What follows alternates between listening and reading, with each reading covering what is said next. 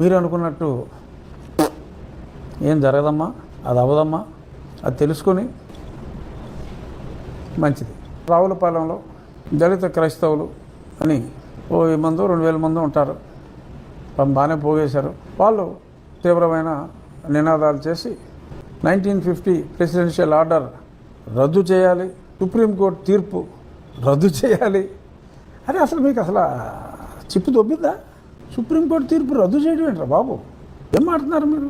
1950 ఆర్డర్ని రద్దు చేయాలా? రాజ్యాంగంలోనే ఉంది. 1935 బ్రిటిష్ పరిపాలనలో మనం మాట్లాడుకునే మన రాజ్యాంగం 30% ఇండియన్ యాక్ట్ ఆఫ్ 1935.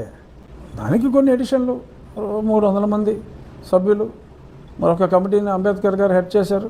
ఆయన రాజ్యాంగంలోనే ఈ రిజర్వేషన్స్ గురించి క్రిస్టియానిటీ తీసుకుంటే ఇది చెల్లదు అన్నారు. ఆయన ఏదైతే చెప్పారో దానికి వ్యతిరేకంగా ఆయన ఎడిట్ చేసిన రాజ్యాంగం డ్రాఫ్టింగ్ కమిటీలో ఉంచిన దాన్ని రద్దు చేయాలి అంటూ జై భీమ్ అంటాం ఆశ్చర్యం అనిపించింది. 1935లో బ్రిటిష్ వారు కొన్నిటిని ఎడిట్ చేసినప్పుడు ఈ రిజర్వేషన్ల ప్రక్రియ 1936లో బ్రిటిష్ గవర్నమెంట్ భారతదేశంలో ఉన్నటువంటి జాతుల వారికి రిజర్వేషన్కి సంబంధించిన మౌలిక సదుపాయాల్ని కల్పించినటువంటి విషయం మీద రాజుగారికి అవగాహన ఉంటుందని నేను అనుకుంటున్నాను. చాలా మందికి అవగాహన లేకపోయి ఉండొచ్చు. అయితే కులాల ప్రాతిపదికన రిజర్వేషన్కి సంబంధించినటువంటి ఆ పర్టికులర్ అంశాన్ని పొందుపరుస్తున్నప్పుడు భారతదేశంలో ఇంగ్లాండ్ నుండి వలస వచ్చినటువంటి వాళ్ళు ఇక్కడ సెటిల్ అయిపోయి ఇక్కడ పెళ్లిళ్ళు చేసుకుని ఇక్కడ పిల్లల్ని కని ఇక్కడ ఆస్తుల్ని సంపాదించుకున్నటువంటి వారికి కూడా రిజర్వేషన్ ప్రక్రియలో వేలు పెట్టవలసినటువంటి సందర్భం వచ్చినప్పుడు ఆంగ్లో ఇండియన్స్ కొరకు, ఈ ఆంగ్లో ఇండియన్స్ ఎవరు అంటే క్రిస్టియన్స్, అంటే ఇంగ్లాండ్ క్రిస్టియన్స్. అర్థమైందండి?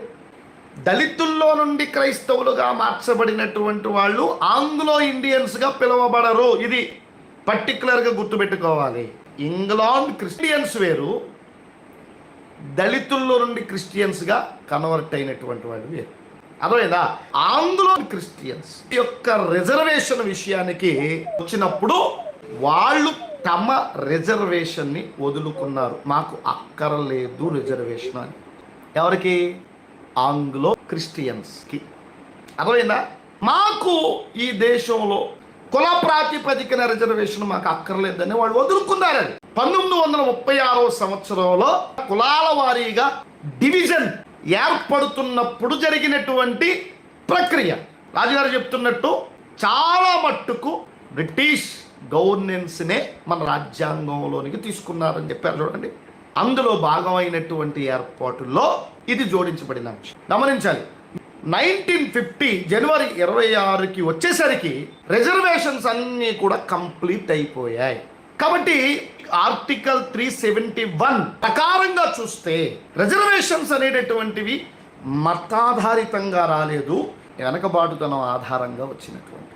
అక్కడికి అయిపోయింది ఒక ప్రక్రియ. జనవరి 26వ తారీఖున రాజ్యాంగం అమల్లోకి వచ్చినప్పుడు లేనటువంటి ఈ పర్టికులర్ వివక్ష ఎప్పుడు వచ్చింది అంటే ఇంకా దాన్ని పూర్తి స్థాయిలో అమల్లోనికి తీసుకొచ్చేటటువంటి సందర్భంలో ఆయా రాష్ట్రాల్లో ఉన్నటువంటి గవర్నర్లందరికీ ఇంకా రిజర్వేషన్ ప్రాతిపదికన ఇంకా మనం ఎవరెవరికి ఏమేమి చేయాలనేటటువంటి దాని మీద వివరణ ఇవ్వండి అని చెప్పేసి గవర్నర్లకు ఆ బాధ్యత అప్పచెప్తే ఆయా రాష్ట్ర ప్రభుత్వాలు అందించినటువంటి వాటిని గవర్నర్లు తీసుకెళ్లి హోంశాఖకు అప్పచెప్పారు. హోంశాఖ ఒక పర్టికులర్ లెటర్ తయారు చేసేసేసి ఆ లెటర్ని రాష్ట్రపతి దగ్గరికి పంపిస్తే అప్పటి రాష్ట్రపతి డాక్టర్ బాబు రాజేంద్ర ప్రసాద్ హోంశాఖ తయారు చేసినటువంటి లెటర్ మీద సంతకం పెట్టారు.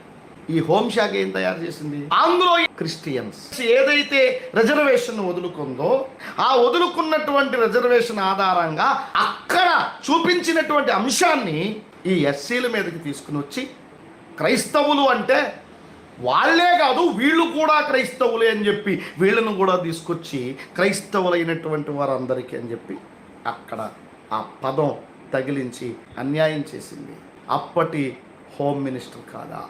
ఎంతటి అన్యాయం ఎస్సీ సామాజిక వర్గానికి జరిగింది. ఈ దేశంలో అందరికీ మత స్వేచ్ఛ ఉంది. మత స్వేచ్ఛ లేనటువంటి వర్గం ఏదైనా ఉంది అంటే షెడ్యూల్ కాస్ట్కి మత స్వేచ్ఛ లేకుండా అన్యాయం చేసింది మీరు కదా.